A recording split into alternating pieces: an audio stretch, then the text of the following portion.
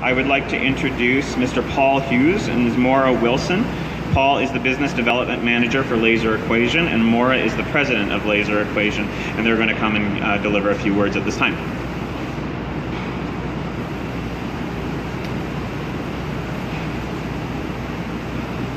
Come on over. So you're here today at Laser Equation. We provide industrial laser and water jet cutting of various materials. Majority is metal. So to add that point, so we started back in 1994, and we had one laser, one bay, a really old forklift, no hot water, really. And we progressed over the years, and one bay, two bay, three bays. We built this facility about 12 years ago. Now we have 4 industrial lasers, 3 industrial water jets, and we've been through different economic peaks and troughs, and this one is by far the most detrimental to us, to our customers. Just last year we had a customer who's been with us for about 20 years close the doors. They just couldn't do it anymore. It's the added taxes, payroll taxes, carbon taxes. The costs just continue to rise, and we're in a hyper competitive market right now. So I think Ottawa and Alberta, the governments think, oh, they'll just pass this on to their customers. And the truth of the matter is, it's really about us changing our pricing and trying to save money wherever we can. Yeah. There's nothing to pass on. There's nothing to pass on. I mean, our margins get thinner and thinner, and I just found it so mind-boggling when I was reading maybe 2 weeks ago that the federal government wanted to tax extended medical benefits, extended dental, which, just to disclose a little bit, we offer that, we provide that for our employees here, and I think it's a great benefit. Lots of employees here have families, they have children, and they rely on that.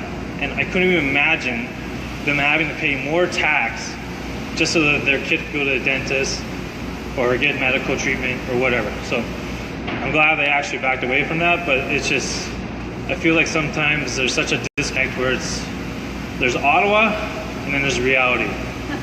And this is reality, So, Maura and I have been working for the last 2 years on, every day we have discussions. I mean, in the shop, in our office, in the hallway, whatever. What do you think of this? Maybe we can change the pricing on this. Always looking for ways to get lower costs, just so we can keep the lights on, keep the doors open, and keep our team here working with us. I just want to talk about a little report that, so this came out December 6, 2016, and it's from the Fraser Institute. I don't know if you guys can see that. And what it states is, it talks about most attractive jurisdictions for upstream petroleum investment globally. Just to give you some perspective, Norway is number 7. Oklahoma is number 1. Texas is number 2. Not really big surprises there. Saskatchewan moved up to number 4. Alberta dropped all the way down to number 43. So Saskatchewan and Alberta, we have the same access to tidewater, same pipelines. The only difference, obviously, are policies. And it cited Alberta earned low marks for its regulatory duplications, inconsistencies, and high taxation. So when the large companies don't want to invest in Alberta, it doesn't work its way down to the small, medium enterprises like we are here. And it really hurts us, and it hurts our customers, it hurts other companies throughout Alberta, and it makes it really tough to just stay in business, just keep making payroll. We have one customer who I went on a tour with him about 1.5 years ago, and I mean, he's an amazing guy, incredible facility, great shop. He had a staff of about 150, and he told me that week he had to lay off 100 people. And his biggest problem was, how do you choose, Paul? They're all good. I mean, We're not talking 10,000 people. We're not talking people on a spreadsheet. We're talking people that he knows. These are families that he knows. I couldn't even imagine even trying to lay off a tenth of that. It'd be brutal. You wouldn't even sleep at night. So we're just asking for better policies. We want the governments at all levels to realize that it's companies and entrepreneurs that create the jobs. And if they can just think a little bit like an entrepreneur for a couple of days, we might get some better press in Alberta and Ottawa. Thank you. Thank you, Paul, and thank you, Maura. Thank you for letting us be here today. At this time, I would like to introduce the Honourable Michelle Rempel, Member of Parliament for Calgary Nose Hill. Good morning, everyone. Thank you for being here today. I'd like to acknowledge several of my colleagues that are here today. MP John Barlow, MP for Foothills, Tom Kamiak, MP for Calgary Shepherd, Blake Richards, MP for Banff Airdrie, Len Weber, MP for Calgary Confederation, Pat Kelly, MP for Calgary Rocky Ridge, MLA Richard Godfried, MLA Leela Ahir, and I'd also like to acknowledge our two Conservative candidates in the upcoming by-elections in Calgary, Bob Benson and Stephanie Kusi. What you heard today from Paul and Maura is a story that is repeated dozens of times across Alberta, not dozens, hundreds of times. And the story of Paul and Maura as business owners translates down to real stories that are impacting everyday Albertans. When Paul stands up in here, says that there's often a disconnect between Ottawa and reality, and this is reality, he's spot on. And what we're here today is to talk about some solutions on how we can bridge that disconnect and demand action from the federal government. We know that the Prime Minister is going to be in Calgary later this week. If he wants to bridge the disconnect between Ottawa and reality, we hope that he listens. So in October of 2016, my Alberta Conservative colleagues and I launched the Alberta Jobs Taskforce in response to the growing jobs crisis in our home province. Today, we are presenting the government with the final report from our task force efforts. Albertans are faced with the worst recession and unemployment in a generation. In our report that we're presenting today, it's filled with statistics and numbers that explain the severity of the situation. But here's a snapshot. There are currently 220,000 Albertans out of work, and the unemployment rate in Alberta has nearly doubled since the start of 2015. We're seeing increased unemployment, increased EI applications, increases in crime severity indexes, decreased job vacancy rates. Albertans are being forced to leave their home, and social service organizations are being stretched beyond capacity.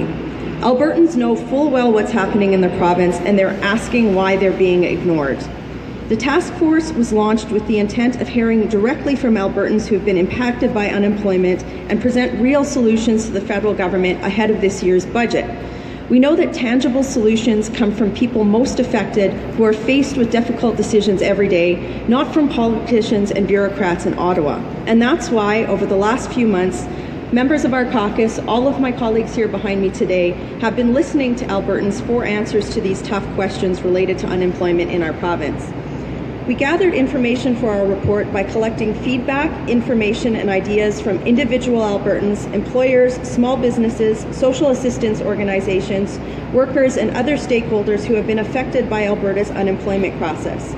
We did this with a multifaceted approach by sending out surveys, conducting dozens and dozens of community roundtables, meetings with stakeholders, and listening to our constituents. We actually met with thousands of Albertans and were humbled by their strength and dedication in the face of incredible challenges.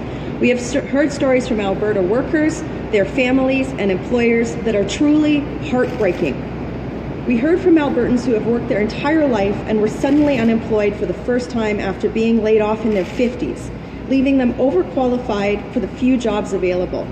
We've heard from households that are just scraping by and are unable to set aside spare funds for anything but the essentials, let alone save for retirement. We heard of children seeing their parents go to food banks, and for the first time, parents weighing for the decision to uproot their families and move to other provinces or countries where they can put their valuable skills to work. We heard from students in universities who are deciding to look outside of the province for work because to them, prospects in Alberta are too dim and they need to pay off their student debt. These are just some of the all too real hardships that everyday Albertans are facing. So far, this job crisis and the struggles of everyday Albertans have been ignored. This report gives voice to those day-to-day challenges and Albertans' real anxiety about our province's future. Even more, though, this report is testament to the perseverance and resilience of our province's workers and families.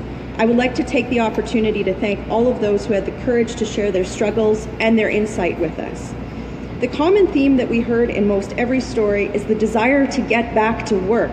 These are hardworking Albertans who do not want and have not asked for a handout from this or any government. They simply want to work.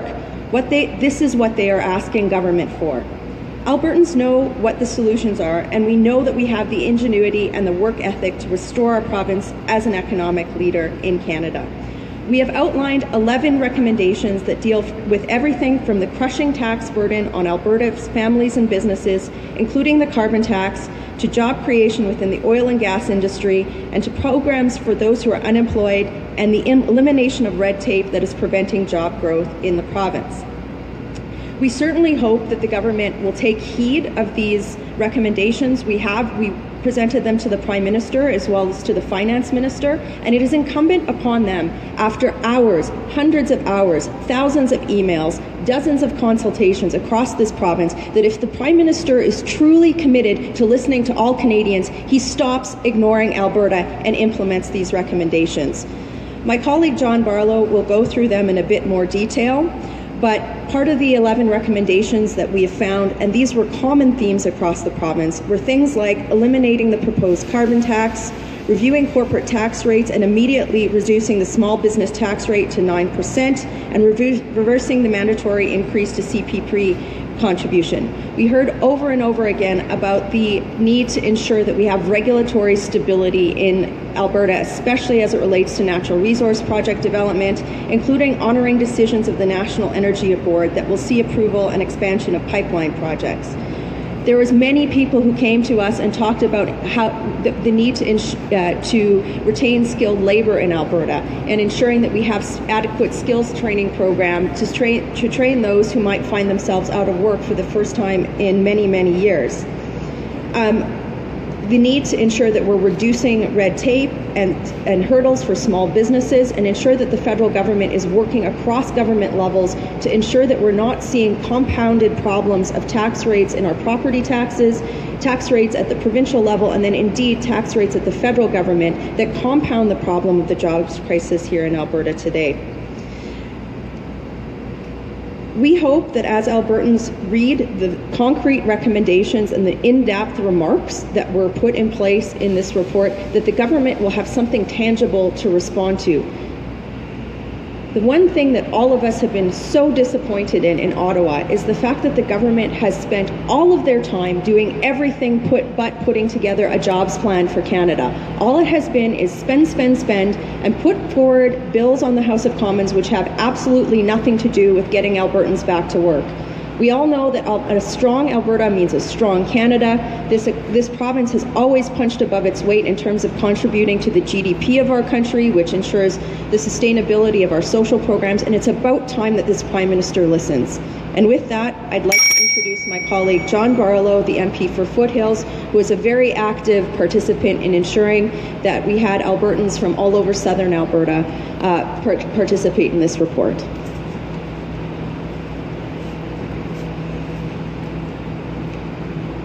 Thank you very much, Michelle, and thank you for all the work that you did in spearheading this task force.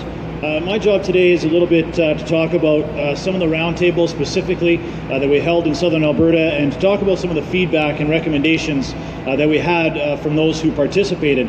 And that was really the foundation of this task force, is to hear specifically and firsthand from Albertans of every walk of life, and to get their recommendations and possible solutions on what we can do to get Alberta back to work. It's one thing for us to criticize federal and provincial government and the policies that they are putting forward, but it's also our job to come forward with solutions and alternatives that will help turn things around in Alberta. When Alberta's caucus came together in October, as Michelle talked about, we were hearing these stories from across the province of people really struggling like we have never experienced before. Perhaps since the National Energy Program, we see what's going on right now as the National Energy Program 2.0. And I'll give you some very quick examples. A welding shop in southern Alberta had 10 welders. He was keeping it afloat for more than a year just on his line of credit. Didn't actually have any work, but he didn't want to let his 10 employees go. These were 10 families from small rural community in southern Alberta, and he knew that if he laid these 10 people off, it was going to have such a ripple effect through that rural community that it was going to be very difficult. Well, now he has laid those 10 welders off and shut the doors in that business. High River Minor Hockey, their registration has gone down 50% this year.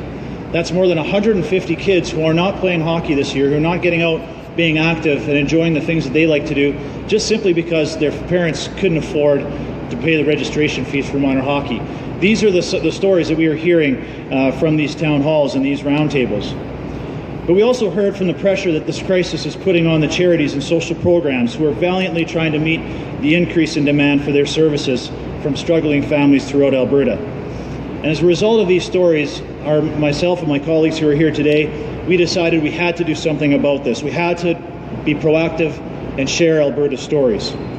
In November, I held 4 roundtables in my constituency in southern Alberta, but I also attended an emergency symposium on unemployed energy workers in Alberta. This was energy companies that put on their own emergency symposium to talk about what they are facing.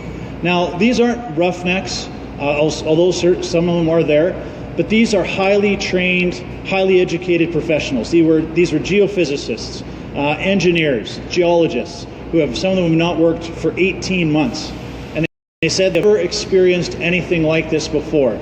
Certainly in Alberta, we've gone through the boom and bust. That's something we're used to. But we always saw a light at the end of the tunnel. But what these folks were telling me, and there's almost 200 of them, this is the first time in their careers they've never seen a light at the end of the tunnel because of the policies that have been put forward at the provincial and federal level. So to our roundtables, we invited unemployed workers, like I said, geologists, engineers. We wanted to cover every age group, every demographic. We invited community service groups, municipal, provincial elected officials, local churches, business owners, and other members of the community. I can honestly say what I heard at these roundtables was an unexpected air of desperation, something I've certainly not heard from Albertans in the past. The number one concern they felt is they felt they'd been abandoned by the provincial and federal government. In one of our worst economic downturns, they expected support at both levels of government. And to not have that, they found was extremely disheartening. And in fact, they thought they were making it worse by additional taxes, a carbon tax, uncertain regulatory reviews. These sorts of things they felt were making or just exasperating the issues that we were feeling in Alberta. But some of the ideas that they came up with and some of the situations that they felt that they had to deal with was number one, get rid of the carbon tax. Why would you be adding further tax burden at a time when we are feeling historic downturn in Alberta? The second one, they felt there was no protection for workers when there was a downturn in the oil prices. Their EI and family supplement benefits are based on the previous year's earnings, which creates an obvious issue when you're going from a very strong wage to no wage at all. And also we heard from people who are able to get EI, but they felt trapped in the system that was currently in place. They were unable to take small job contract offers to supplement their EI because this would affect their ability to claim EI benefits in the future. Basically, they were forced to choose between a short-term contract and an EI to try and supplement what little EI they had, and they were unable to do that because of the rules that were in place, and they would like us to try and change some of those rules. We also heard from workers who are unable to access or unaware of retraining programs available to help them transition to a new career.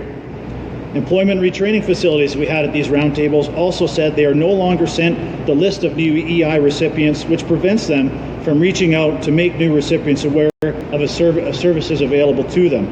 And this initial contact we heard was absolutely critical to ensure that these new EI recipients were aware of programs available to retrain and help them get back on their feet. But another consistent message we heard was the best way for federal government to support job creation was to get out of the way. They didn't understand why the federal government was not honoring decisions by the National Energy Board of approving new and expanding current pipeline projects.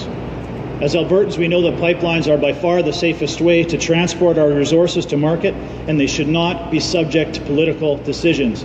And that's what we saw with Northern Gateway, probably one of the most important pipeline projects we have in Canada. It was approved by the National Energy Board, it was approved by the Conservative government, and yet the Prime Minister and his cabinet came forward and they said, you know what? I know it met all the regulatory regime, it met all the regulatory restrictions, it met the National Energy Board criteria, but we don't like it. So we're going to deny it. What that tells to investors, and Albertans especially, is that there's no clear end game to get an approval for a project. So if I'm an investor, I'm going to be taking my investment dollars to where I know there's a clear end to an approval process. Right now, that's likely the United States.